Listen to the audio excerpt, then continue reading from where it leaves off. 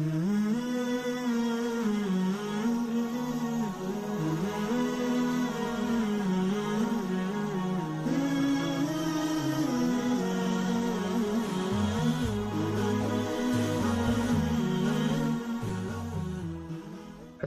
calaykum waraxmatullaahi tacaala wabarakaatuh. Kusoo dhawaada janalkeena islaamiga ah.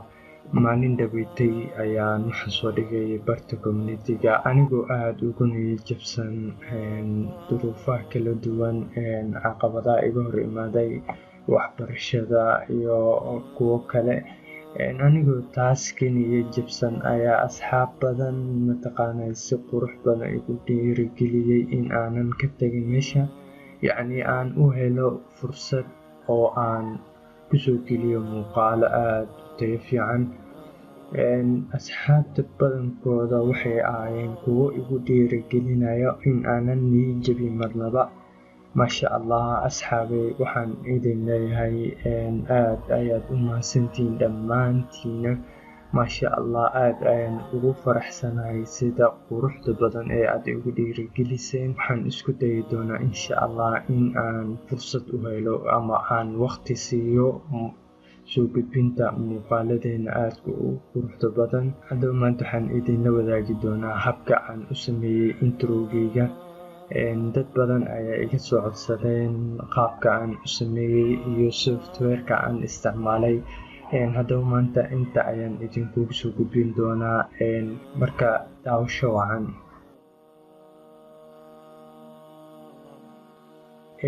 Horta laba intro ayaa jiro ay dadka aada ugu heleen. Labadaas intro waa mid Sony Vegas oo aan ku sameeyey iyo mid aan ku sameeyey After Effects.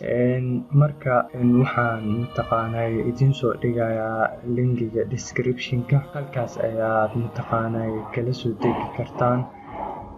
Labadaba waxaan idin soo dhigayaa description-ka. Midda koowaad waxaan ku hormari doonaa maanta insha Allah After Effects qaabka aan ugu sameeyey introga. Marka daawasho wacan. Haddii aad horey u haysatay After Effects yacni uu kugu jiray computerkaaga, waad soo kacsanaysaa. Intaadan soo kacsan ka hor horta kan ayaad extract dhehaysaa. Extract markaad dhahdo kadib waa kana. Marka double click ayaad leedahay oo isla markiiba wuxuu kusoo qabanayaa projectiga After Effects. Haddii uusan kusoo qaban After Effects, keliya After Effects ayaad soo kicinaysaa.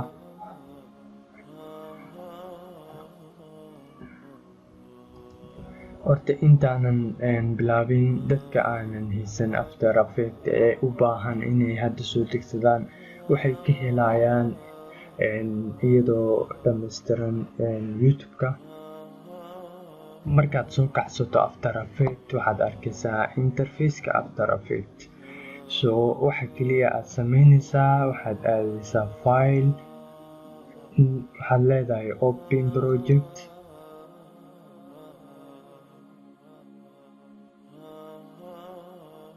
Kadib waxaad kasii dooranaysaa projectigii aad dhahday extract. Double click ayaad leedahay, kadib kan ayaad taabanaysaa oo waxaad leedahay open. Waxyar ayaad u kaadinaysaa. Kadib wuxuu ku weydiinayaa this project. Laga yaabaa inuu ku weydiiyo sidan this project must be converted. Waxaad iska leedahay, laga yaabaa inuu sidan uu ku weydiiyo, waxaad iska leedahay okay.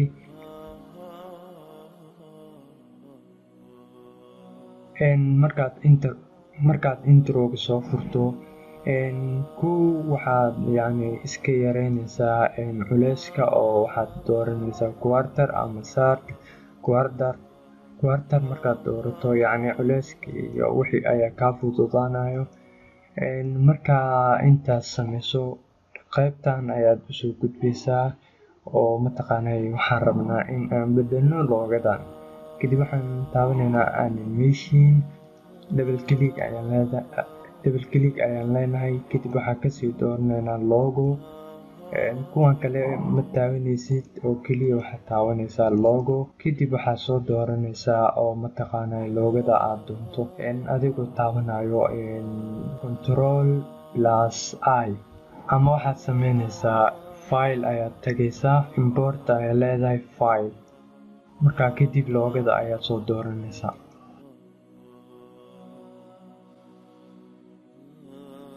loogada markaad soo doorato import ayaad leedahay, kadib inta ayuu ku imaanayaa.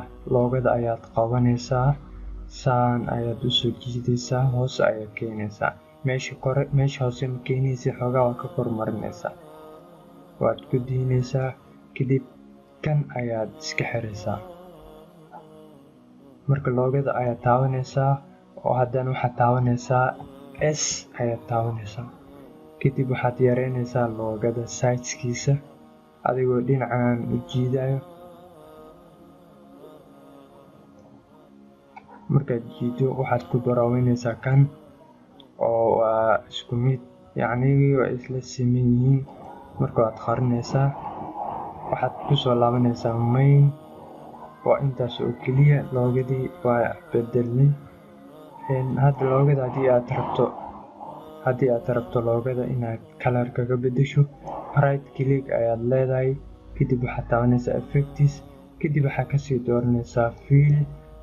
haddii aad fill meeshan ka weysay, effects meelahan haddii aad ka weysay, waxaad aadaysaa generate, kadib waxaad leedahay fill. markaa colorka ayaad dooranaysaa, colorka aad doonto ayaad dooranaysaa, kadib okay ayaad leedahay. open waa kana main, waa kana marka introgii oo dhamaystir. aad ayuu u fudud yahay. waxaa ku haray marka inaad dhahdo extract, inaad soo degsato introga. waxaad taabanaysaa Ctrl+M ayaad taabanaysaa. markaad taabato Ctrl+M inta ayuu ku keenaa. mise waxaad taabanaysaa, waxaad aadaysaa composition, kadib waxaad leedahay add to rend, tan ayaad taabanaysaa, kadib inta ayuu ku keenayaa. kadib waxaad leedahay horta waxaad ka bilaabaysaa base setting, meeshan koray less meeshan. markaa inta yimaado waxaad iska hubinaysaa inuu kan full yahay, resolutionkana uu yahay 1920x1080. markaad intaas hubiso okay iska dheh, kadib kan kale kan ku xig sii taabo. markaad taabato meeshan kore format ay ku qoran tahay ayaad taabanaysaa, kadib waxaad kasii dooranaysaa quick time. haddii aad quick time ka weysay meeshan, waxaan kusoo dhigayaa linkiga descriptionka, waad soo degsanaysaa, kadib install ayaad leedahay. markaad intaas sameyso, haddana waxaad kasii dooranaysaa format options. markaad kasii doorato, haddana meeshan ay ku qoran tahay video code, meeshan ayaad taabanaysaa, kadib waxaad kasii dooranaysaa H264. markaad doorato kan ayaad kor xoogaa usoo qaadaysaa si aad u hesho iconka okay. markaas kadib okay ayaad leedahay, intan sideeda ayaad ku dhaafaysaa, kadib okay ayaad leedahay. markaad haddana midan kale qaybtan ayaad usoo gudbaysaa, waad taabanaysaa oo waxaad dooranaysaa meesha aad ku save garaysan lahayd videoga. magaca doonta ayaad u baxsanaysaa, kadib save ayaad leedahay. markaad dhahdo kadib ugu dambeyn waxaad dhahaysaa render,